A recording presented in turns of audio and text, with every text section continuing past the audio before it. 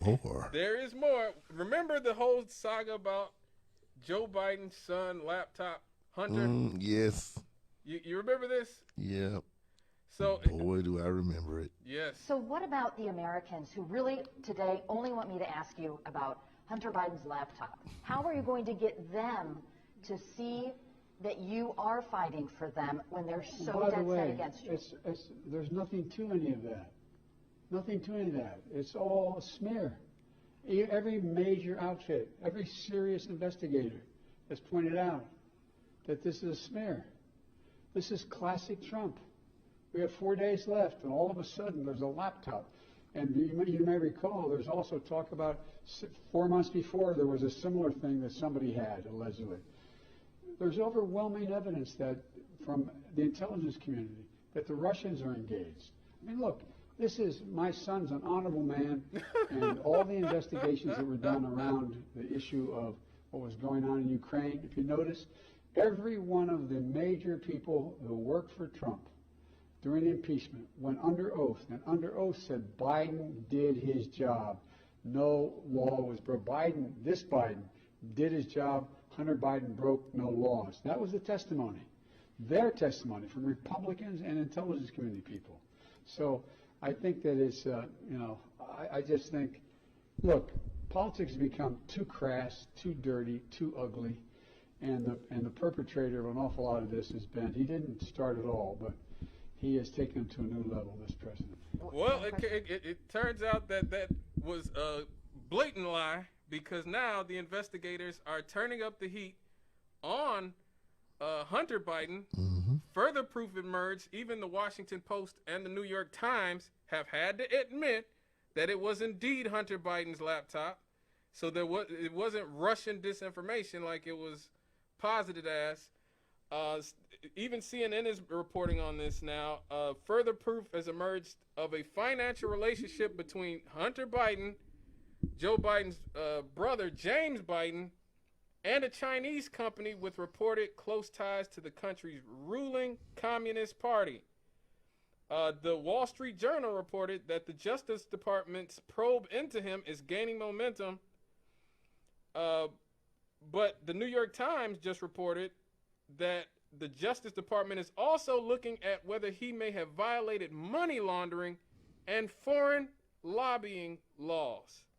So we're looking at this. The reason why this is an important story is, Rev, the mainstream corporate media suppressed information about the son of the president doing business with America's geopolitical enemies, and even in Ukraine, because they were afraid of helping Donald Trump. They didn't want to help Donald Trump. So the media threw themselves out the window. Like I said, I don't like Donald Trump any more than you people do or anyone else, okay? But I'm smart enough to know that when you don't have a media that you can trust, when the media is known to be in the bag specifically for a particular candidate, they lose all their credibility. And then everything you say becomes null and void.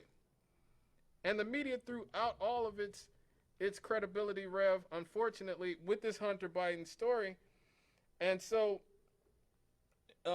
now we're seeing also that Hunter helped, according to emails on said laptop that the government now has, that he helped secure millions of dollars in funding for U.S. contractor in Ukraine specializing in deadly pathogen research. A biolab in Ukraine, the same type of biolab that the woman from our government admitted exists, but then the Biden administration walked back and said didn't exist. And if you say something about the biolabs in Ukraine, then you're a conspiracy theorist. Now these people are having to essentially they've trying to put their finger in all the dikes, but they can't. They can't. You know, it was all called Russian propaganda. But now, according to the Daily Mail, the Hunter Biden's abandoned laptop shows that these claims might be true. They show that he helped secure millions of dollars of funding for Meta Biota, Metabiota, a Department of Defense contractor specializing in research on pandemic-causing diseases. He also introduced Metabiota to an allegedly corrupt Ukrainian gas firm, Burisma. Now remember, Burisma was the gas firm that paid him $83,000 a month to sit on the board. After he had been thrown out of the U.S. military, for smoking crack. So between Burisma, Metabiota, he also invested $500,000 in Biota through their firm in Rosemont Seneca Technology Partners. They raised several $1 million of funding for the company from the investment giants, including Goldman Sachs. Oy vey. Like, you don't have to be a Republican, folks. You don't have to be a Democrat.